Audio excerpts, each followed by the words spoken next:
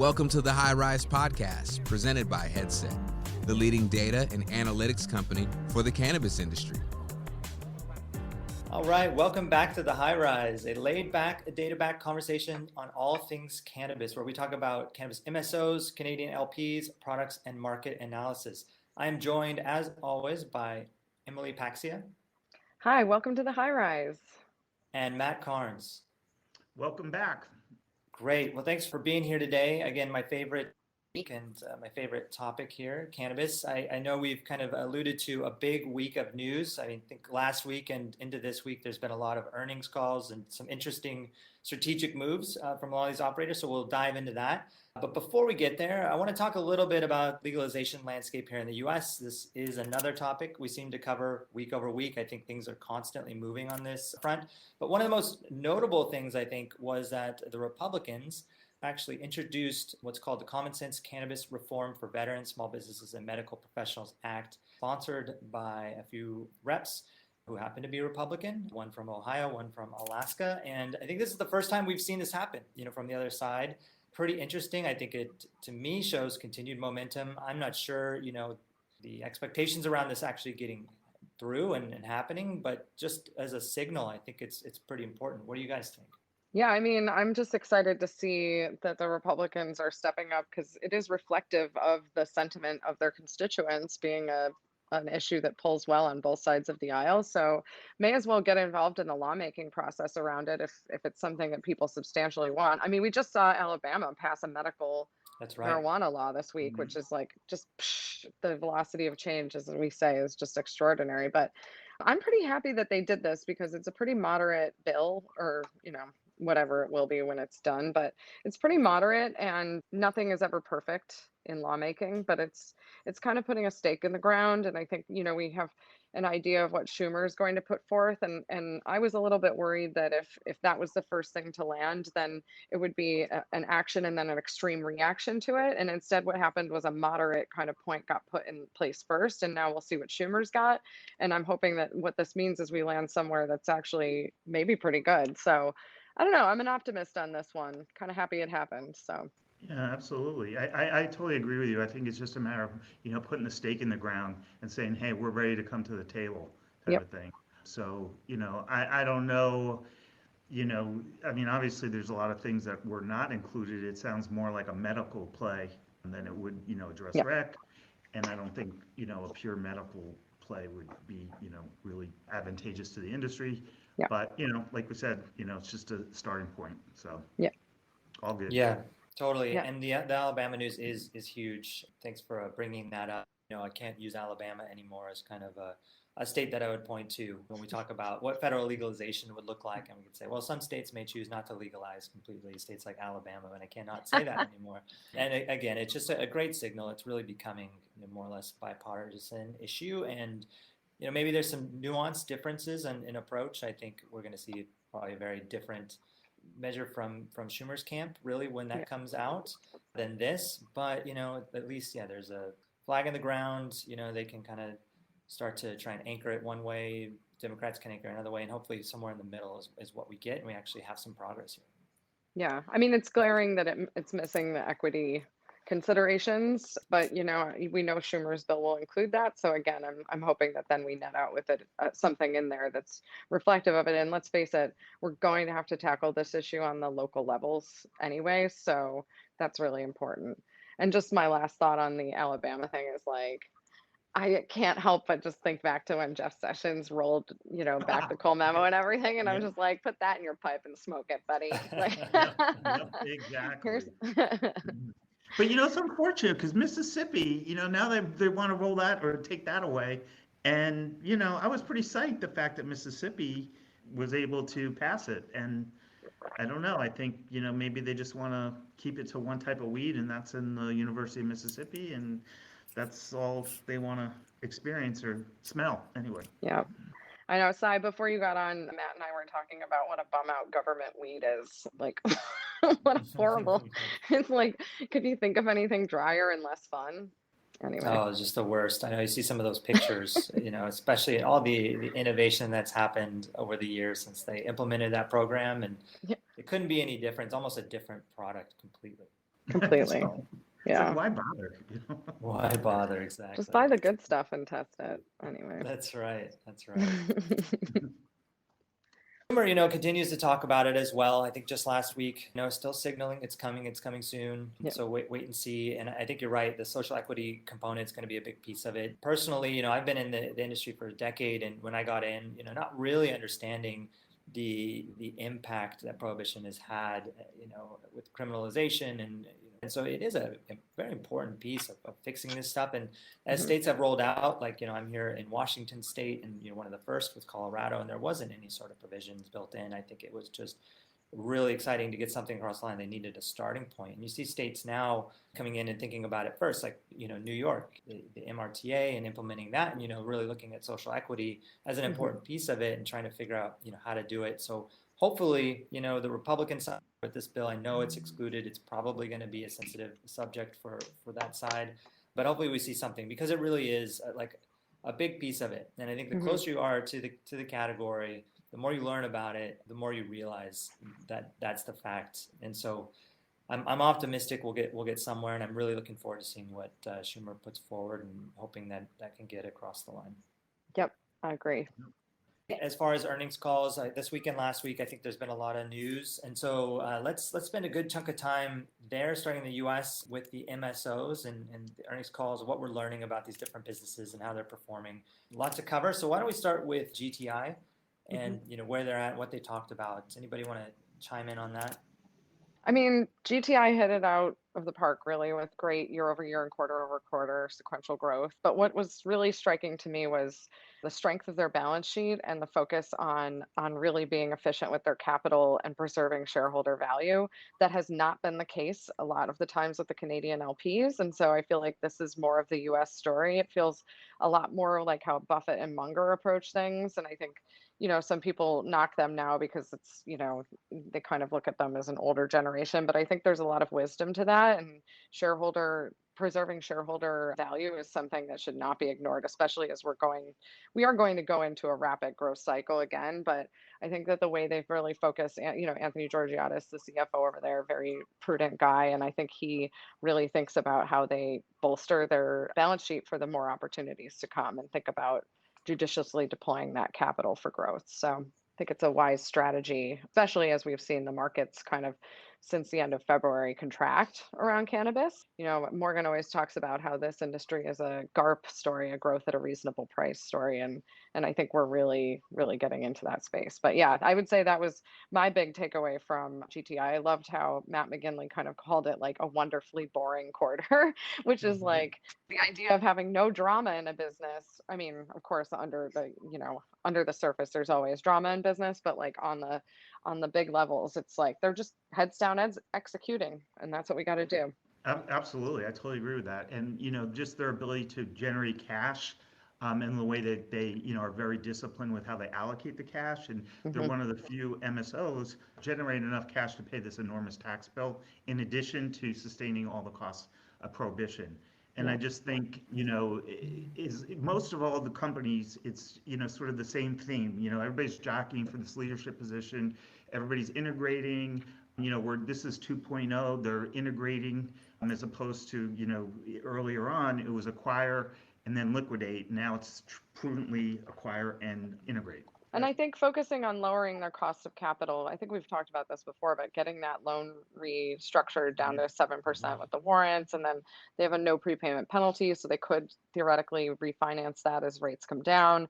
And I think that all of those things, it's just all money through to the bottom line, and improves the way that you run your business. And not everybody could do that. It's not like, oh, okay, well, you know what, they're going to set the tone, and 10 other MSOs are going to be able to do that. They're very unique. So I think, the stock price should be reflective how well they're executing. And like I say, everybody's gunning, maybe a couple stragglers, but we're going straight ahead. So how about the playlist? That's what everyone seems to be talking about on the GTI calls. That's the only reason I tune in. That's right. Anything notable on there? Can we find it on Spotify yet? So Rosie and I talked about that. I think they're going to have a GTI earnings call Spotify. No kidding. Yes. Oh, I love that. Because actually, so the other one I really liked was the last quarter was a lot of really good reggae music. It was great. So this Yeah. one was a little more like groovy, jammy kind of stuff. It Wasn't was just good. all burner for the cookies store launch. I No. honestly thought last quarter, I really thought that like I clicked on the wrong link when I think it was the Dead I was listening to. Yeah, And the then I was like, Dead shows up. Yeah. this is the cannabis industry. Of course they're going to play the Dead or Reggae or whatever. If we I can't love do that. fun things, what are What we do we doing? Right, Yeah. exactly. It's a big business industry, but it's the cannabis industry. Great, great. Well, on to Curaleaf, the next one. So, again, these big numbers are posting plenty of good growth on the board. I think $260 million, 170% year over year. This stuff is hard to follow with all these, acquisitions and, tracking where this growth is coming from. But one interesting thing that kind of happened last week was their announcement of the acquisition of an outdoor purchase in Colorado. Outdoor, I think about 66 acres with some indoor and a couple retail locations. So this is an interesting bet, I think, from Curaleaf in Colorado. It seems to be, at least some of the talking points have been around preparing for interstate commerce. Like this is their play to have a position where they can grow at a cost-effective rate, particularly outdoor. Colorado gets cold, which maybe we can talk about, but trying to get the price per pound in sub $100 is what they're thinking. It seems to be a bet. I know Curaleaf has made a lot of different bets, between, their CPG bet with the Select brand and stuff, we've touched on before, and trying to scale out, CPG brands, but at the same time in other markets, really focusing on their retailer arm. Now looking at, interstate commerce that, could potentially be something, although may not be something for the foreseeable future. So any thoughts, any comments on Curaleaf? One thing I would say, if you're one of those small mom and pops in Colorado, or probably pretty much anywhere at some point, if somebody offers you a buyout, a takeout, I would go for it because it's going to be really hard to compete with a big kahuna like Curaleaf for any of the big MSOs. So if you're marginally okay right now, I would just, give me a call or whatever, because it's time to go. Party's almost over. But in terms of that strategy, it's pretty much a mature market. But yeah, to the point of interstate commerce, I think there's, a lot that has to be worked out around interstate commerce, and particularly testing a product. Will one state allow product that was tested in one way, all that type of stuff. So I don't know, a lot to think about and work through. Yeah, I mean, Boris has been talking about interstate commerce for a few years now. I mean, he's building for it to come. And it's interesting because, you see kind of lower multiples out of and lower kind of growth rates out of these more mature markets. But at the same time, I mean, Sai, you know the data better than I do. Colorado grew at, I just saw you post this morning, from 19 to 20 and 20 to 21 sequentially in Q1. It was like 20 and 24%, right? Yeah, Year over minimum year. 20%. Yeah, yeah. And this is for a market that, what, they opened in 2014. Yeah, So 7 years years old. old, and to see that kind of growth still happening in a Exactly. relatively low population. And we're in a world where tourism is limited. Colorado, like the ski season, all that stuff has been, hampered by the pandemic. Could be a very Yeah. long bet, right? Like interstate, when does it come? What does that look like? It could be so far off, but in the interim, there's a market in Colorado and money to be made in Colorado. So maybe that's how they're looking at it. Yeah, I mean, I kind of give credit to the operators that are starting to look west a little bit because they understand that they're selling ice in the desert on the East Coast. But like, if you jump into California or Colorado or Oregon, you're basically you're heli skiing down a quadruple black diamond, and then when you get down to the green circles, you're gonna be like, we got this. So you might as well like kind of do a little playing in the more competitive markets because it'll just set you up for as the competition continues to increase. You're just learning more and more about it. So I don't know. I would say that's more the wisdom to me in kind of risking to get. I don't think the market pays as much on the multiples on those markets because I don't think a market's as savvy to understand how quickly or how much those markets are still growing. And they love the juice of the East Coast markets with the limited license because you can really control the pricing dynamics. But I think it's just a different animal, and I think I'm going to give them a little credit for that on the forward-looking nature of it. So not the interstate. I'm still I still think we've got a ways to go before you see that payout. But Curaleaf it's very different from some other MSOs, which we'll talk about in a few minutes. They've gone wide. I mean, they even put down a stake in Europe. So they're clearly putting their chess pieces on a big map. Ice in the desert. That's a good one. Yeah. It's true though, in a lot of ways, right? And you're right. Like to go to these competitive markets, California, Colorado, Washington, Washington. even Nevada, some of the older ones is can you make it there? Can you be successful there? I think California, we're going to see more and more. It looks like from the MSO That's right. perspective coming in. That's right. All right, next let's talk about Trulieve. Similar. Actually, I think their earnings dollar amount was the same as GTI, like 194, which is funny. They both came in at the same number. But beyond kind of the earnings, I think what's interesting is the Harvest deal. That was a $2 billion deal. Sounds like it was all stock. Gives Trulieve, more of a footprint in the U.S., particularly the Southwest, with some of the stuff happening in Arizona with Harvest. But Harvest does have licenses in markets like Pennsylvania, and we've touched on Pennsylvania before and kind of this aggressive growth that's happening out there from the different, investments in, snatching up retailers or dispensaries, different licenses. One thing that is interesting about this is that they do hit the license cap ceiling in Pennsylvania with this deal, and I don't know how this is going to play out. I think in Pennsylvania, the rule is you can have up to 5 licenses and you can have 3 locations per license, so 15 licenses. And I do believe Trulieve is either there or close to there already, so I'm not sure how Harvest plays into it. I do think that this happened to them in Florida, which is where they started, and they were able to expand on those licenses. So maybe they're betting on the ability to do that, or maybe that Pennsylvania is just a piece of it, but they're really looking at the national footprint. But it was a pretty big deal. I mean, a $2 billion deal. Is this one of the largest deals that we've seen from an MSO perspective? And does this set them up to be the largest, or is Curaleaf still kind of carrying that banner? What's this looking like? I mean, I just think we're still so early, and yes, they're the biggest now, but like next week, because we were talking about the last time we spoke, we were talking about Tilray and Afria. Does this mean that these guys? And I'm thinking, well, maybe this week it does, but like anything could happen at any time. One thing I'm really looking forward to: the more consolidation, the less number of earnings reports and calls to be on. Because unless they all have great soundtracks like GTI. yeah, exactly. But I would just love like 5 earnings calls. That's it. It's gonna be a while, but I just think it's smart what they're doing. It's complementary. The other thing is we don't know in Florida. I mean, they started with the ballot initiative in Florida for rec, and then they put the kibosh on it because they're not really pro cannabis in Florida for rec. So like, you didn't do it right. You got to do it over to get the signatures. So, will that pause some of the, anticipated rec revenues coming out of Florida? At least it's hedged now or not hedged, but, you have a replacement sort of, coming out of Arizona.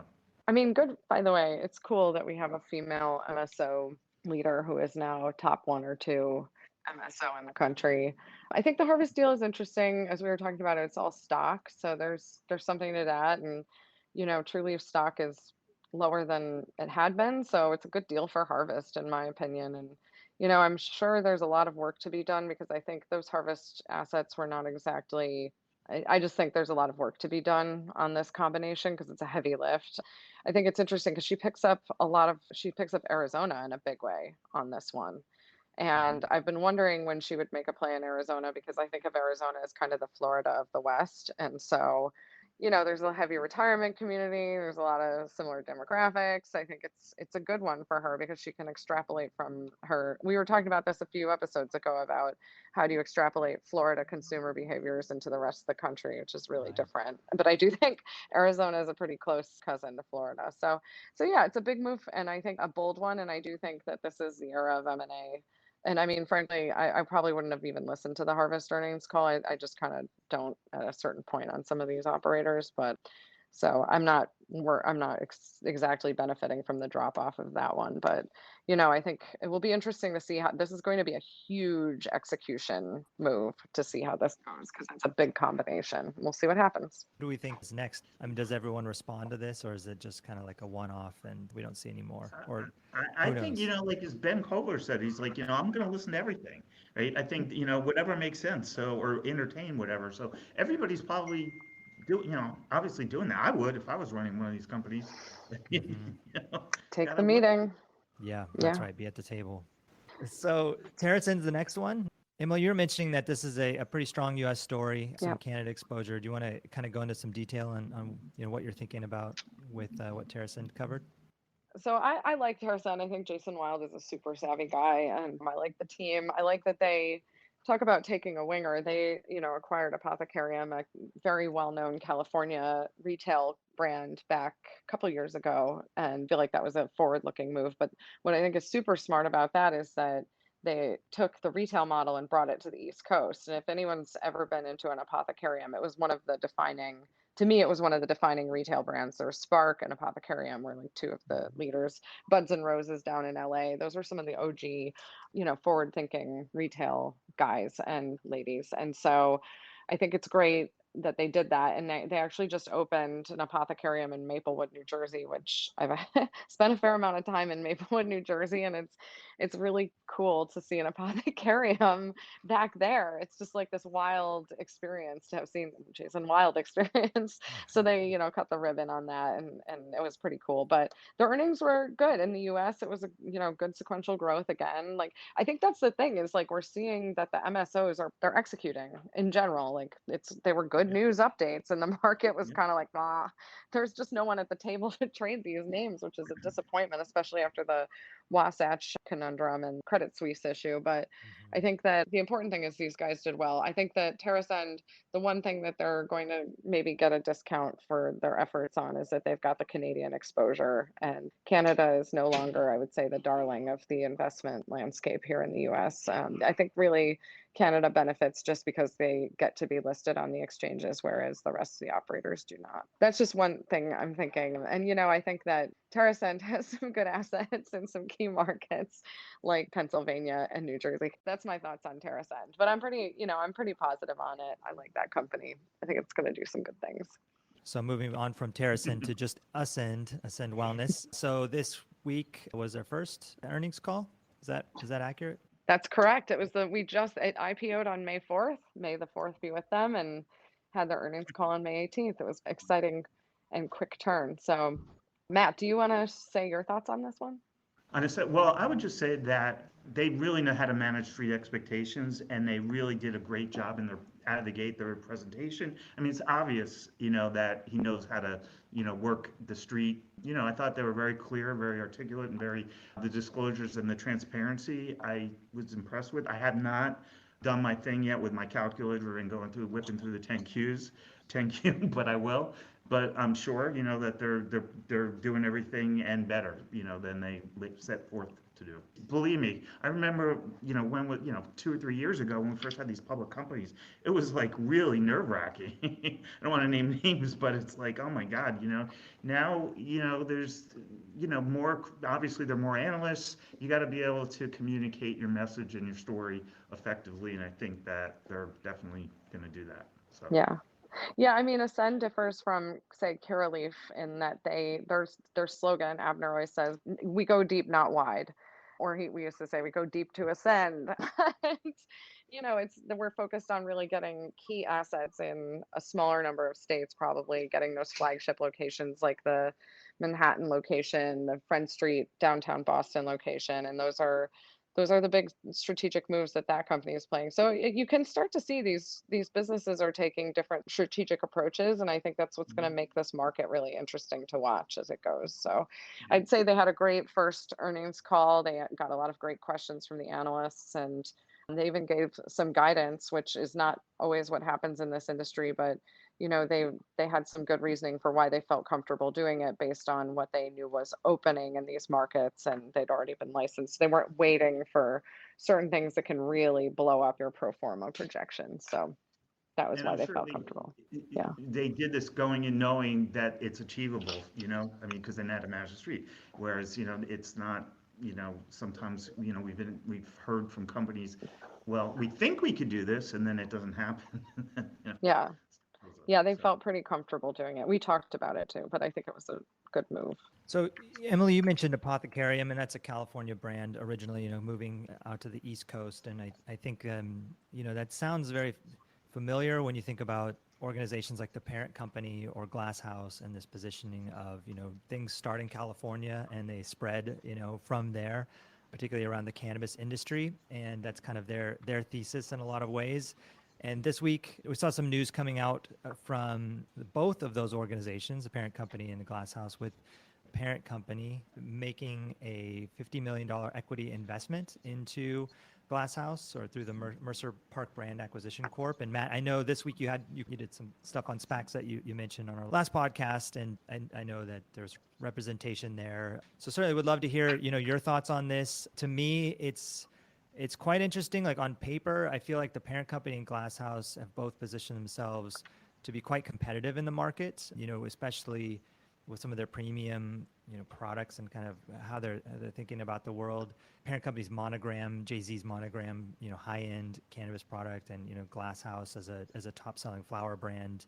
But I understand, they need retail distribution, and the parent company has Caliva and their delivery network as well as the brick and mortar. And Glass House has a few locations as well, I think under the pharmacy brand. And so there is that push and pull of they need to work together because they need to get shelf space, they need to get that distribution. They obviously need to get supply, which I think is a big part of this investment. Ultimately, they would be competitive, like consumers would choose between maybe one brand or the other when they purchase, but maybe they don't see the world like that, and maybe cannabis isn't like that. It's I think one of the nuances with this vertical integration that we're seeing. So, what does this look like? Does this mean that they're just destined to come together as one larger company to get that retail distribution, to get the production? What do you guys think? Well, to me, they're both they're pretty much out of the gate. So it's like being in high school and then seeing if you could live together first before you get married. So it's, very premature, pretty early, but, clearly these are really big powerhouses. I mean, they, in the industry, and coming together in a big state like California, that's, $7+ billion. I mean, I don't think it's unreasonable to see, it's a wait and see how they work together, and who knows? We don't know, but all I could say is if I was, like I said, in Colorado, if I was a little guy, I'd be getting out of there. There's a steamroller coming through. It's, I don't know, but it's interesting. I mean, California is a really hard market. There's no way around it. It's extremely difficult to make it here. And I think if two companies that are as big as they are have to kind of join forces to tackle this market, I think it just says how difficult it can be. But they're early. They're early in this. But I do think it's been such SPAC mania, and then to see a SPAC onto a SPAC, like SPAC-on-SPAC action, like what are we doing? It's like, I don't know And where if we're it doesn't going go next. well, a de-SPAC, a re-SPAC. SPAC, yeah. My friend Greg says that SPACs are like belly buttons. Everyone's got them. But now the whole problem is what do you do with them? So they're kind of useless like a belly button. No, I'm just kidding. People have done good things. And the guys behind Mercer Park are pretty savvy SPAC guys like John Sandelman and Jamie Mendola. I think Jamie Mendola is probably one of the smartest people I know in the SPAC space because he ran a SPAC fund. He knows what's up. Yeah, they're incredibly bright. They know what they don't know.